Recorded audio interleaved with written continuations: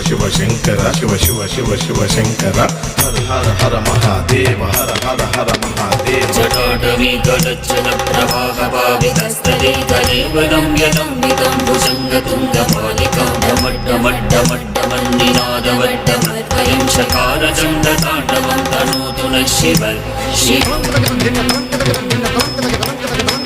ಜಟಾಕಟಾಹ ಸಂಭ್ರಮ ಪ್ರಮನ್ನಿಲಿಂಬ ನಿರ್ಜರಿ ವಿನೋದ ವೀಶಿವಲ್ಲರಿ ವಿರಾಜಮಾನ ಮೂರ್ತನಿ ಧಗದ್ಧಗದ್ಧಗಜ್ವಲಲ್ಲಲಾಡಪಟ್ಟ ಪಾವತಿ ಕಿಶೋರ ಚಂದ್ರಶೇಖರೇ ರತಿ ಪ್ರತಿಕ್ಷಣಂ ಮಮ ಧರಾಧರೇಂದ್ರ ನಂದಿನಿ ವಿಲಾಸ ಬಂಧು ಬಂಧುರ ಸ್ಫುರದ್ದಿಗಂಧ ಸಂತತಿ ಪ್ರಮೋದಮಾನ ಮಾನಸೆ ಕೃಪಾ ಕಟಾಕ್ಷ ಧೋರಣಿ ನಿರುದ್ಧ ರುದ್ರರಾಪತಿ ವಸಿದ್ಧಿ ಕಂಪರೆ ಮನೋ ವಿನೋದ ಮೇತು ವಸ್ತುನಿ ಜಟಾಭುಜಂಗ ಪಿಂಗಳ ಸ್ಫುರತ್ವನಾಮಣಿ ಪ್ರಭ ಕದಂಬ ಕುಂಕುಮದ್ರವ ಪ್ರಡಿಪ್ತ ದಿಗ್ವಧೂಮುಖೆ ಮದಾಂತ ಸಿಂಧುರ ಸ್ಫುರತ್ವದುತ್ತರೀಯ ಮೇಧುರೆ ಮನೋ ವಿನೋದ ಮದ್ಭುತಂ ವಿವರ್ತು ಭೂತವರ್ತವೇ ಸಹಸ್ರಲೋಚನ ಪ್ರವೃತ್ಯ ಶೇಷಲೇಖ ಶೇಖರ ಪ್ರಸೂನ ಧೂಳಿ ಧೋರಣಿ ವಿದೂಷರಾಂಗ್ರ ಕೀಟ ಭುಜಂಗರಾಜ ಮಾಲಯ ನಿಬದ್ಧ ಜಾಟ ಚೋಟಕ ಶ್ರಿಯೈ ಚಿರಾಯ ಛಾಯತಾಂ ಶಕೋರ ಬಂಧು ಶೇಖರ ಲಲಾಟ ಚತ್ವರ ಜ್ವಲ ಧನಂಜಯ ಸ್ಫುಲಿಂಗ ವಾಣಿ ಪೀತ ಪಂಚಸಾಯಕಂ ನಮಣ್ಯಲಿಂಬ ನಾಯಕಂ ಸುಧಾಮಯೂಖಲೇಖಯಾ ವಿರಾಜಮಾನ ಶೇಖರಂ ಮಹಾಕಪಾಲಿ ಸಂಪತೆ ಶಿರೋಜಟಾಲಮಸ್ತು ನಃ ಕರಾಲಪಾಲ ಪಟ್ಟಿಕಾ ಧಗಜ್ಜಗಜ್ಜಗಜ್ವಲ ಧನಂಜಯಾಹುತೀಕೃತ ಪ್ರಚಂಡ ಪಂಚಸಾಯಕೆ ಧರಾಧರೇಂದ್ರ ನಂದಿನಿ ಕುಚಾಗ್ರ ಚಿತ್ರ ಪತ್ರಕ ಪ್ರಕಲ್ಪನೇಕ ಶಿಲ್ಪಿನಿ ತ್ರಿಲೋಚನೆ ರತಿ ಮಮ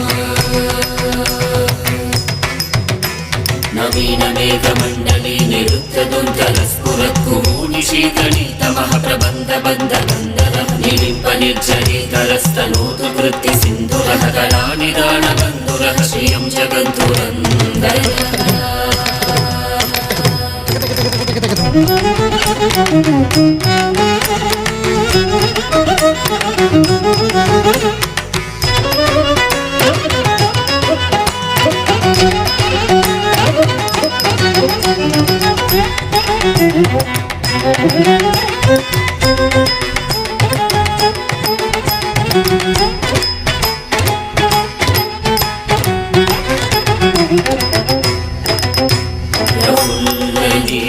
पंकज प्रपंच कालिम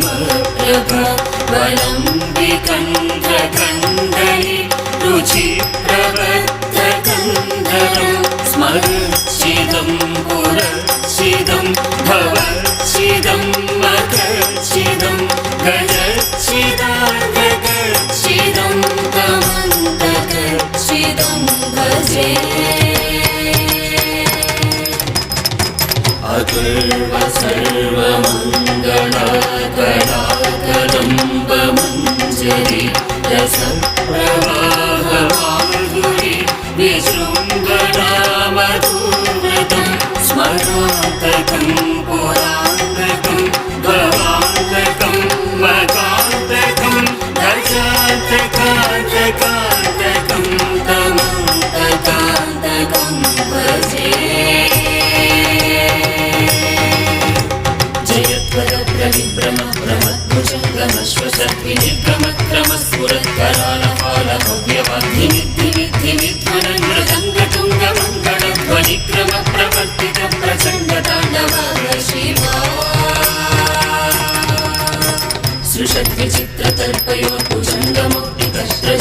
सृषद्विचित्रतर्पयोर्भुजङ्गमुक्तिकस्त्रशोगरिष्ठरत्नलोक्षयो सुहृद्विपक्षपक्षयो तुषारविन्दचक्षुषो प्रजामही महेन्द्रयो समप्रवृत्तिकट्कटसदाशिवं भजाम्यहम्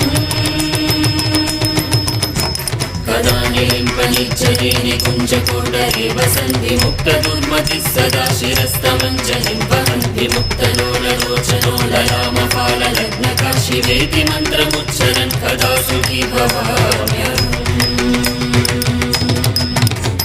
इमं हि नित्यमेव मुक्तमुत्तमोत्तमं स्तवं पठन् स्मरन् ब्रुवन् नरो विशुद्धिमेति सन्ततं हरे गुरौ सुभक्तिमाशु याति नान्यथा गतिं विमोहनं हि देहिनं सुशङ्करस्य चिन्तनं विमोहनं हि देहिनं सुशङ्करस्य चिन्तनं विमोहनं हि देहिनं सुशङ्करस्य चिन्तनं